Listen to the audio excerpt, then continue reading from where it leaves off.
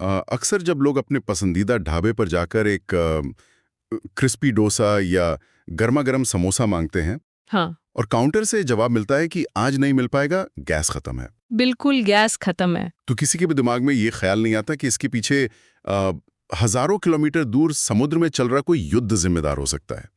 मतलब आमतौर पर यही माना जाता है कि जो चीजें हमारे गली मोहल्ले में हो रही हैं सिर्फ वही हमारी जिंदगी पर असर डालती हैं। लेकिन ऊर्जा और ग्लोबल अर्थव्यवस्था का ताना बाना इतना जटिल है कि वहाँ सब कुछ एक दूसरे से गहराई से जुड़ा हुआ है। ये बिल्कुल सच है। मतलब जब ग्लोबल सप्लाई चेन की बात आती है ना, तो कोई भी बड़ी घटना सिर्फ एक देश की सीमाओं तक सीमित नहीं रहती। उसका असर किसी तालाब में फेंके गए पत्थर की तरह होता है, हाँ। जिसकी लहरें पूरी दुनिया के बाजारों तक पहुंचती हैं। और यही आज की इस खास चर्चा का मुख्य विषय है। आज 14 मार्च 2026 है और आज के हमारे इस गहरे विश्लेषण का मिशन बहुत ही स्पष्ट है। हम दुनिया भर की ताज़ा खबरों, विकिपीडिया के विस्तृत दस्तावेजों, विशेषकर जो 2026 का स्ट्रेट ऑफ हॉर्मुज संकट है उस पर, बिल्कुल, सरकारी बयानों और international institute for sustainable development यानी IISD की ताज़ा रिसर्च रिपोर्ट को खंगालेंगे। हमारा लक्ष्य ये समझना है कि कैसे मध्य पूर्व में चल रहे इस ताज़ा युद्ध ने पूरी दुनिया की ऊर्जा सप्लाई को चोक कर दिया है और इसका सीधा असर भारतीय रसोई और हमारी रोजमर्रा की जिंदगी पर कैसे पड़ रहा है। ये समझना जरूरी है कि कोई आम खबर नहीं है। हाँ, और इस चर्चा की गहराई में जाने से पहले ये स्पष्ट करना बहुत जरूरी है कि हमारे पास जो भी स्रोत हैं उनमें कई संवेदनशील भू राजनीतिक घटनाओं का जिक्र है जी। तो इस विश्लेषण में किसी भी राजनीतिक पक्ष का बिल्कुल समर्थन नहीं किया जा रहा है, चाहे वो वामपंथी हो या दक्षिणपंथी। आना नहीं है, बल्कि निष्पक्ष रूप से केवल दिए गए तथ्यों और डेटा के आधार पर हालात का जायजा लेना है।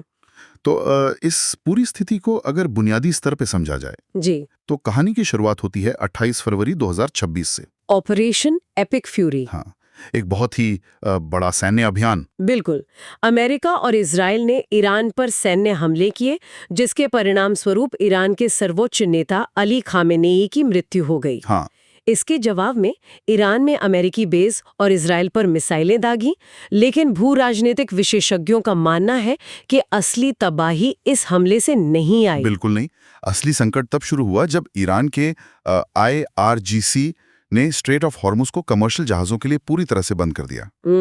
अगर हम इसको बड़ी तस्वीर से जोड़कर देखें जी। तो ये जलडमरू मध्य अपने सबसे संकरे हिस्से में सिर्फ 21 मील चौड़ा है। सिर्फ 21 मील? हाँ, सिर्फ 21 मील।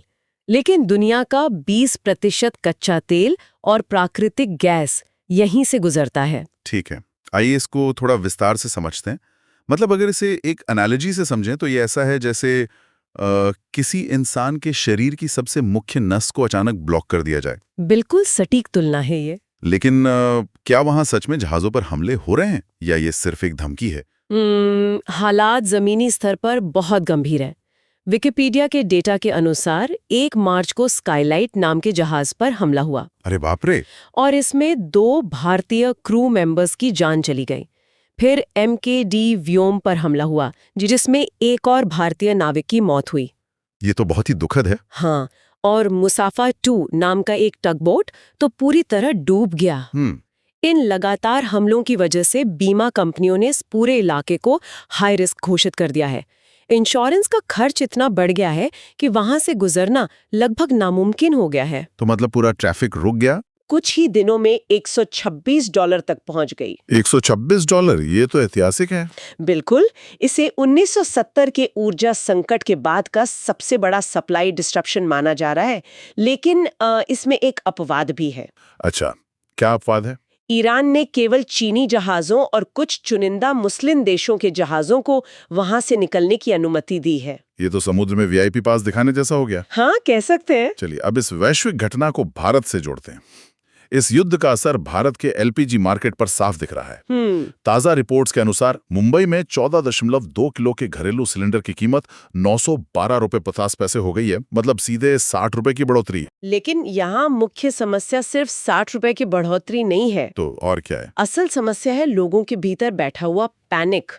भारत में एक अजीब तरह का पैनिक फैल गया है।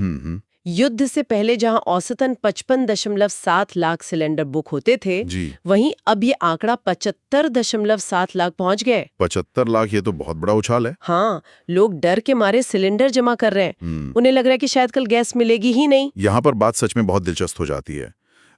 अगर दुनिया का 20% तेल और गैस रुक गया है, तो भारत सरकार बार बार ये क्यों कह रही है कि देश में कोई कमी नहीं है?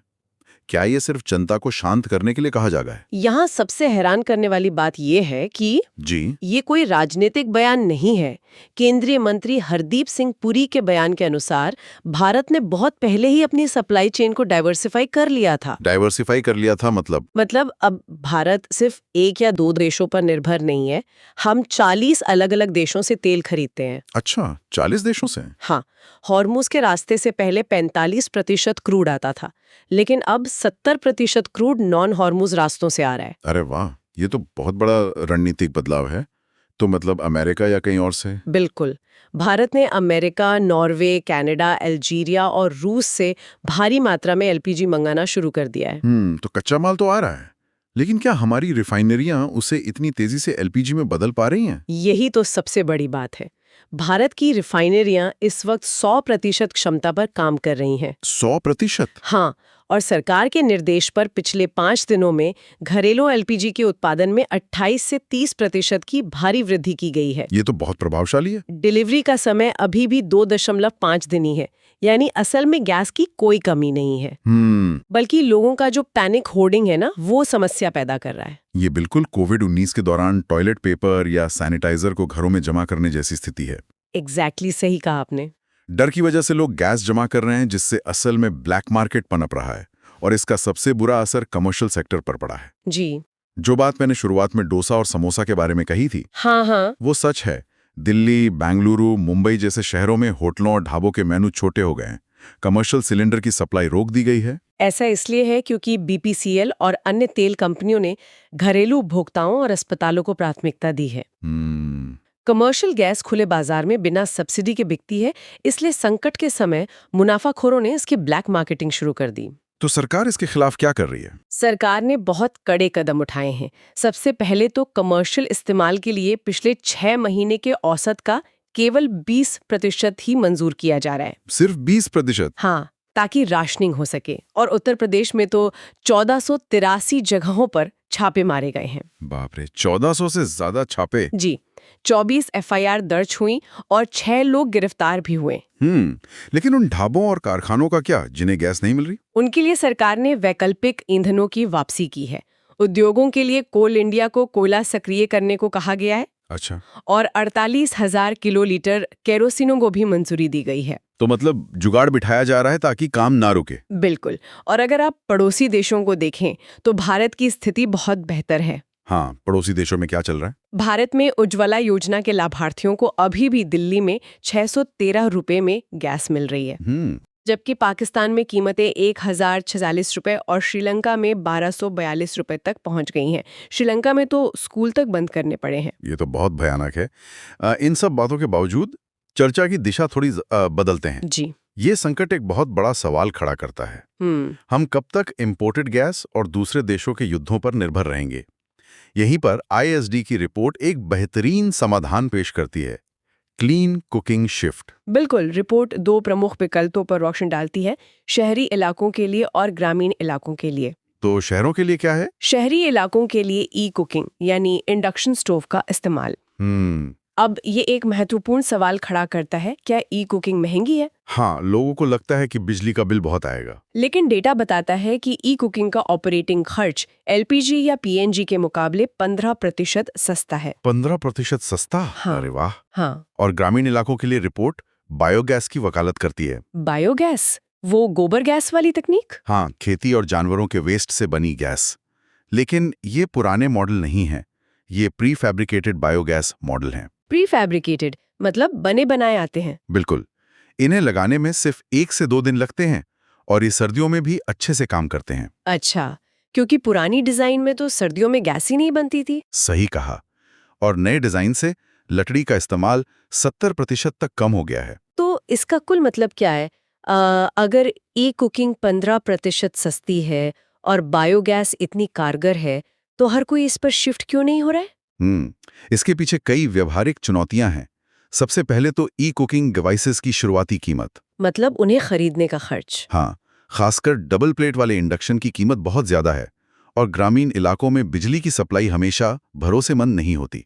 ये तो है, सेकना या बैंगन का भरता बनाना। हाँ, वो तो सीधे आग पर ही बनती है, इंडक्शन पर रोटी कैसे फूलेगी। बिल्कुल।